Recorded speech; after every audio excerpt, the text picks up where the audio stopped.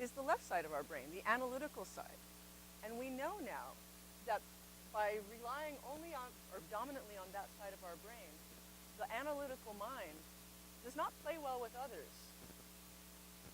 The analytical mind prefers to go deep, within ourselves.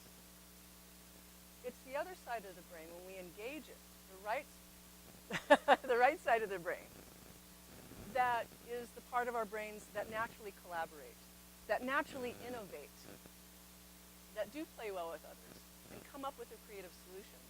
So if you ask a bunch of engineers to think out of the box, as long as we keep thinking like engineers, like the way we've been trained, we're not going to think out of the box. We need to stimulate the other side of the brain and use both. This is not to degrade analysis. We need that. We need both sides of our brain. So the beauty of what we're going to learn today, and the whole spirit of Agile Games, is that there's two things that really light up the right side of the brain. One is empathy, the other is play. And believe it or not, there's actually research that shows that play stimulates empathy. There was a research done using one of those musical, I forget which one of the collaborative musical video games, like Guitar Hero, or I don't remember which one, that 15 minutes of playing between strangers increased empathy for each other to the level of old friends playing the same game. So play and empathy light up the part of our brains that are naturally innovative, that are naturally inclusive, that are naturally collaborative. So Agile Games is definitely onto something. And of course, collaboration. There's a little debate about the exact number of software projects that fail, but I think it's safe to say that it's a large number. Most will say the majority. And the other debatable percentage is what percentage of features of products developed that were never used or never rarely used. Shout out some numbers you've heard. Excuse me? 80% rarely or never. There's again, a questionable number, 45% never. It depends on how limited the study was.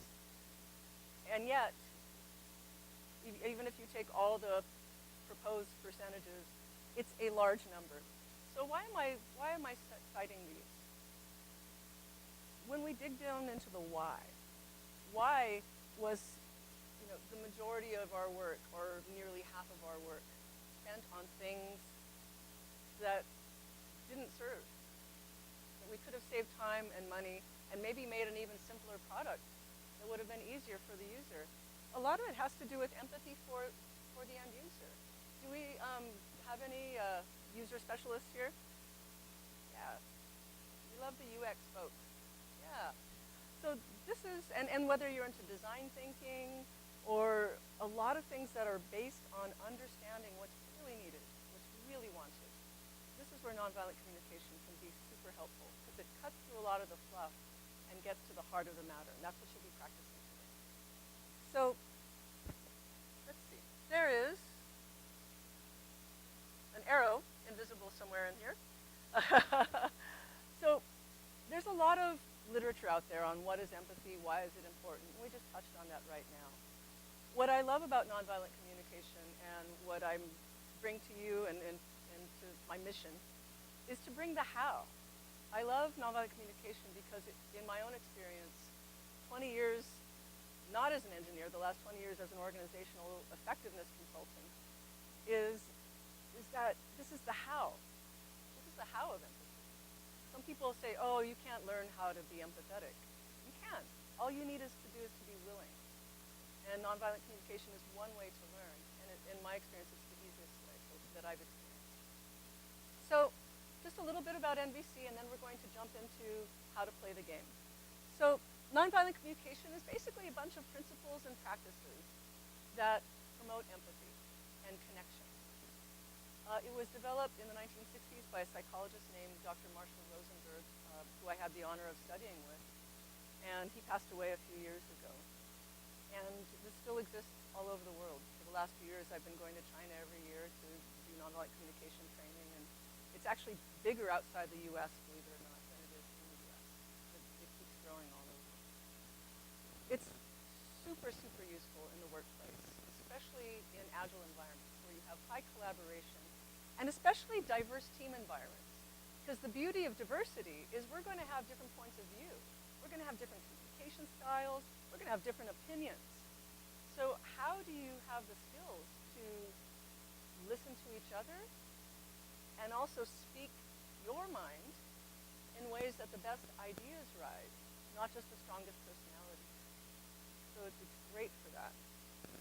And in the larger sense, nonviolent communication, I originally studied it so that I could be a better facilitator.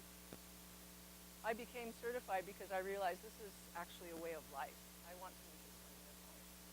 Because when we practice compassion, basically, what happens is it opens up our natural ability to want to give to each other. It's not just, let's find the win-win. It actually opens up people's natural desire to support each other, as well as the creativity, as well as the community. So this is the beauty, is it generates mutual goodwill. So actually, let me back up. I'm just curious. This is the Bay Area, and NVC is pretty big here. Raise your hand if you've done any sort of training in nonviolent communication. Okay, that's a pretty good number. Yeah. I like to see those hands keep growing every year, and they seem to be doing that in the Agile space for sure. So there's a lot to nonviolent communication. There's 4 elements, and we're going to focus on the one element that, in my opinion, is the most distinguishing element that distinguishes it from other wonderful modalities like appreciative inquiry, emotional intelligence, all good stuff. But this is the one thing that I think is most uniquely NVC, and it's the Swiss Army knife that you can do a lot of things with. And it's this concept of universal needs. So rather than go into jargon and definition, I'd like you to have a warm-up game where in this warm-up exercise you can experience what we mean by universal needs, and then we'll talk about the definition. And the way to come up with this is, instead of giving you a list, I want you to generate your own list. Would somebody please throw me one of the squishy eyeballs on your table? Thank you. Okay, so, ooh, it is squishy. Wow, someone's got a hot little hand, or a hot big hand. Sorry. I did not expect a hot eyeball. This was to commemorate Halloween coming this month. So, I'm sorry, I totally lost my train of thought from the eyeball. So how are we doing? Okay, so the way to come up with this list of needs, and we're going to need this list that we're going to generate for the dojo. So this is, you're going to self-generate.